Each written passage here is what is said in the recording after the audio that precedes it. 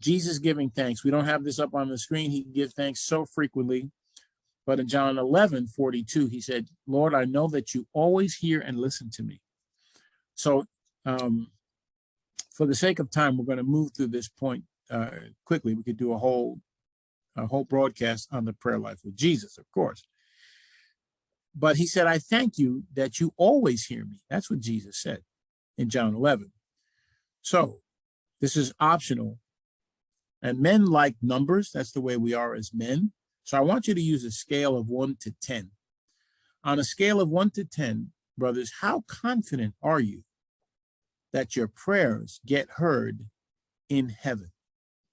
On a scale of 1 to 10, how confident are you that your prayers get heard in the halls of heaven? I'm just wondering.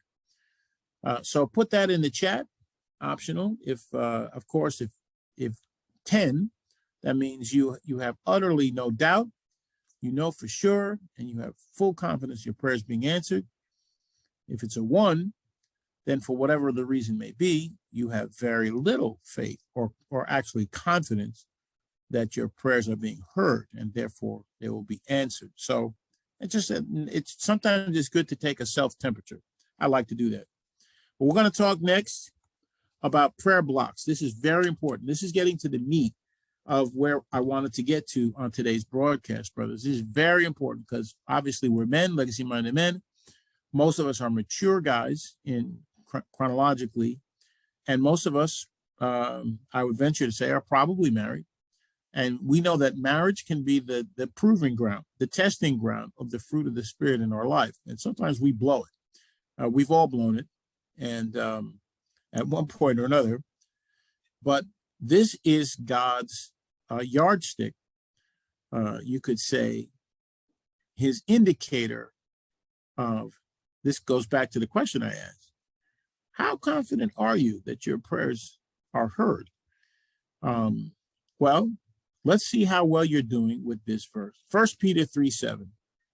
In the same way, you married men should live considerately with your wives, with an intelligent recognition of the marriage relation, honoring the woman as physically the weaker, but realizing that you are joint heirs of the grace, God's unmerited favor of life, in order that your prayers may not be hindered and cut off. And here's the bottom line, my brothers. Here's where it gets uncomfortable for some of us guys. Here's where we start to sweat a little bit. Otherwise, you cannot pray effectively.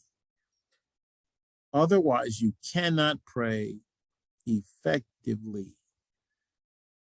So, if we're not doing good at honoring our brides, and this is easy for me to say because I just got married less than 6 weeks ago.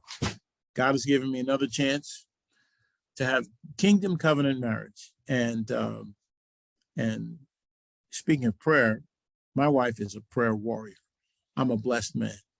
And we're going to talk a little bit about that later. But so let's take one last look at the screen.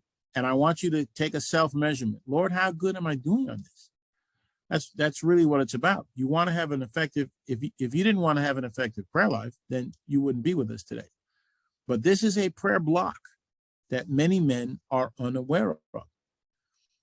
And again, the left part says, in order that your prayers may not be hindered and cut off.